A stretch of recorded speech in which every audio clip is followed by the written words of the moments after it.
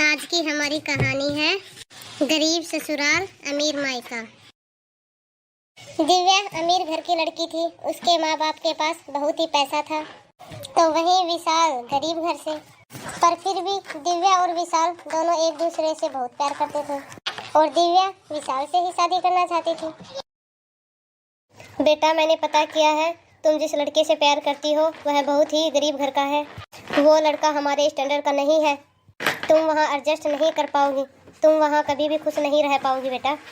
पापा, प्यार अमीरी या गरीबी नहीं देखता। क्या हुआ यदि विशाल गरीब है तो मैं उसके साथ बहुत खुश रहूंगी। क्या हुआ यदि वो हमारे जितना अमीर नहीं है। मैं सब मैनेज कर लूंगी पापा। बेटा, तू समझती क्यों नहीं है? मैं तेरा बाप हूँ, मैं तेरी खुशी जानता हूँ। तेरी खुशी किसमें है? माँ, पापा को आप समझाओ ना। विशाल एक बहुत ही अच्छा लड़का है, वो मुझे बहुत खुश रखेगा और हम दोनों एक दूसरे के साथ बहुत खुश रहेंगे। जहाँ एक तरफ दिव्या अपने माता पिता को मना रही होती है, तो वहीं दूसरी ओर विशाल अपनी माँ को दिव्या के बारे में सब बात बता रहा है। माँ, प्लीज इस रिश्ते के लिए हाँ कर दो ना। हम दोनों एक दूसरे से बहुत प्यार करते हैं। पर बेटा, वो लड़की बहुत अमीर घर की है और मुझे डर है कि वह हमारे इस छोटे से घर में कहीं एडजस्ट नहीं कर पाई तो। नहीं माँ, मैं दिव्या को अच्छी तरह से जानता हूँ, वह ऐसी नहीं है। उसे हमारे बारे में सब कुछ पता है। विशाल और दिव्या दोनों अपने माता पिता को मना लेते हैं और बहुत जल्द उन दोनों की शादी हो जाती है। शादी के बाद ममता दिव्या को बहुत प्यार करती, वह उसे बिल्कुल अपनी बेटी की तरह रखती। पर दिव्या अपने ससुराल में आकर अपने मायके की अमीरी को बहुत याद करती है। हाय, इस कमरे में कितनी गर्मी है। मेरे मायके में तो मखमल का बिस्तर था और कमरे में भी एसी थी, पर यहाँ तो ये पंखा है, इससे तो हवा भी नहीं आती। इतना कहकर दिव्या हॉल में चली जाती है और वहाँ जाकर कूलर को ऑन करती है और उसके सामने बैठती है। लेकिन कुछ दिन बाद ये कूलर भी खराब हो जाता है और दिव्या गर्मी की वजह से अंदर बाहर घूमती है। उसे परेशान देख ममता कहती है, क्या हुआ बहू, तुम इतनी परेशान क्यों लग रही हो और तुम ये अंदर बाहर क्यों कर रही हो? माँ जी, घर में बहुत गर्मी है, मुझसे यह गर्मी बर्दाश्त नहीं हो रही। सोची थी कुछ देर इस कूलर की हवा में बैठती हूँ, लेकिन ये भी खराब हो गया। माँ जी देखिए ना। तू फिक्र मत कर बहू, मैं अभी विशाल को फोन करती हूँ। आते टाइम रास्ते से कूलर ठीक करने वाले मैकेनिक को भी ले आएगा। इतना कहकर ममता वहाँ से चली जाती है और गर्मी से परेशान दिव्या अपने कमरे में चली जाती है। विशाल अपने साथ कूलर ठीक करने वाले मैकेनिक को लेकर आता है। भाई साहब, ये कूलर पूरी तरह से खराब हो गया है, ये अब ठीक नहीं होने वाला। यदि आप मेरी मानो तो ये नया कूलर ले लीजिए। बेटा, यह कूलर वाला ठीक कह रहा है, ये कूलर काफी पुराना हो गया है, अब ये कूलर ठीक नहीं होगा तो एक नया कूलर ही खरीद लो। बहू को भी गर्मी में रहने की आदत नहीं है।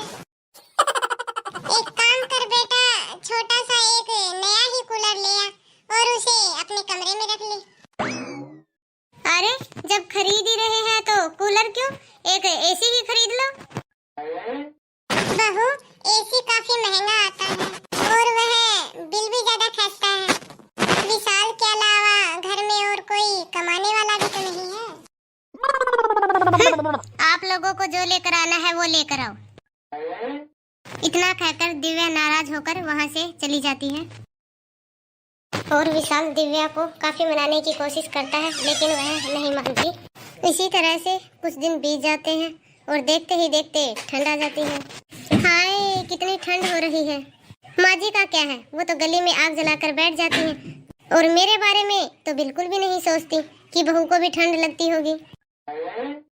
आने दो आज विशाल को, एसी नहीं लेकर आए तो क्या, हीटर तो मंगवा के रहूंगी, मुझे क्या ठंड नहीं लगती। इसी तरह दिव्या विशाल के आने का इंतजार करती है और इसी बीच दिव्या की सास ममता उसे चाय बनाने के लिए कहती है। सही कहा था मेरे पिता ने, मैं इस गरीब परिवार की बहू बनने के लायक नहीं हूँ। कभी कभी तो लगता है मैं इस घर की बहू नहीं, नौकरानी हूँ।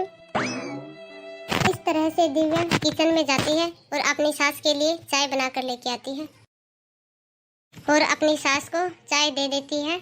अपने कमरे में जाकर फिर सो जाती है। रात को जब विशाल आता है तो वह विशाल को हीटर लेकर आने की जिद करती है। देखो विशाल, गर्मी तो मैंने जैसे तैसे करके काट ली, लेकिन ये सर्दी मुझसे बर्दाश्त नहीं हो रही।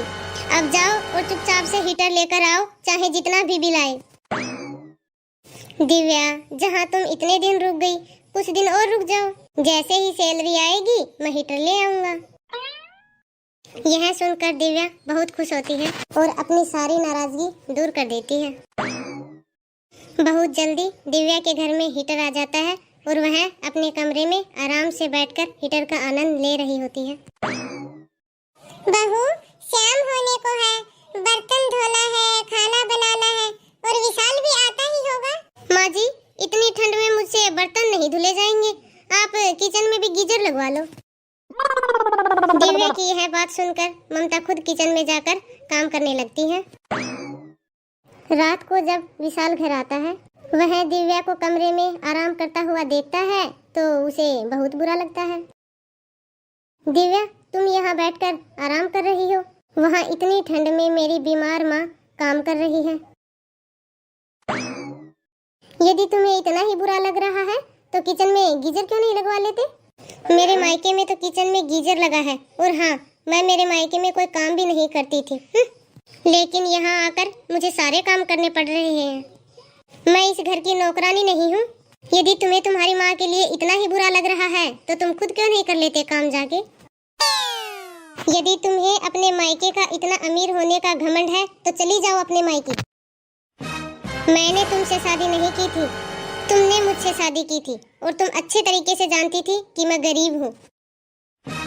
अगर मुझे पता होता तुम इतने ज्यादा गरीब हो कि मेरी एक भी ख्वाहिश तुम पूरी नहीं कर सकते तो मैं तुमसे कभी शादी नहीं करती।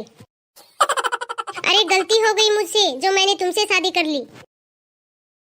यदि तुमसे इतनी बड़ी गलती हो ही गई है तो तुम अपनी इस गलती को सुधार लो और अपने मायके चली जाओ, क्योंकि हम गरीब लोग तुम्हारी और ख्वाहिश पूरी नहीं कर सकते। दिव्या अपनी अमीरी का धोष दिखाकर अपने मायके चली जाती है। दिव्या के माता पिता जब दिव्या को इस तरह से देखते हैं तो दोनों काफी डर जाते हैं। दिव्या बेटा, तुम यूँ अचानक, वो भी यूँ अपने पूरे सामान के साथ, दामाद जी ने तुम्हें घर से निकाल दिया क्या? पापा, वो गरीब लोग मुझे क्या घर से निकालेंगे, मैं खुद ही छोड़कर आई हूँ उनका घर। अब मैं वापस नहीं जाऊंगी वहाँ उस गरीब घर में। मैं उन गरीब लोगों के साथ और एडजस्ट नहीं कर सकती। आपको पता है पापा, मैंने वहाँ कैसे समय बिताया है? उस घर में कुछ भी नहीं है पापा। बेटा, तुम जानती थी ना विशाल गरीब है, फिर भी तुमने उससे शादी की, हमारे लाख समझाने पर भी। अब तो तुम्हें अपने ससुराल जाना ही पड़ेगा।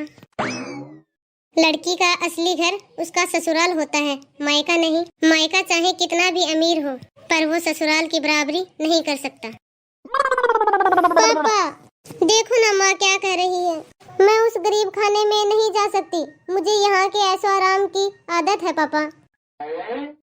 मुझे बहुत याद आती है आप लोगों की और इस घर की पापा। दिव्या, तुम्हारी माँ सही कह रही है, तुम अब हमारे लिए पराई हो चुकी हो। तुम अब बेटा हमारे घर मेहमान बनकर आ सकती हो, लेकिन हमेशा के लिए नहीं। और मैं तुम्हें एक राय और दूंगा, तुम अपने परिवार वालों की आर्थिक स्थिति का यूं मजाक न बनाकर उनका साथ दो और उनके साथ खड़ी हो जाओ। तुम्हारी सारी ख्वाहिशें पूरी हो जाएंगी बेटा। दिव्या को अपनी गलती का एहसास हो जाता है और उसके माता पिता की बात उसे समझ में आ जाती है। वह उसी समय अपने घर के लिए चल देती है। विशाल, मुझे माफ कर दो, मैंने तुम्हारी मजबूरी न समझकर अपने अमीर मायके की दोष तुम पर झाड़ती रही, पर मैंने अब सोच लिया है, अब मैं भी तुम्हारी मदद करूंगी। अब से विशाल, मैं भी नौकरी करूंगी। इस तरह से दिव्या अपने ससुराल वालों से अपनी गलती की माफी मांगती है और उसके ससुराल वाले उसे माफ कर देते हैं, जिसके बाद दिव्या छोटी सी नौकरी करने लग जाती है और अपने घर की आर्थिक स्थिति में अपना सहयोग देती है। यदि आपको हमारा यह वीडियो अच्छा लगा हो तो हमारे चैनल को लाइक, शेयर, कमेंट और बेल आइकन दबाकर सब्सक्राइब करना ना भूलें।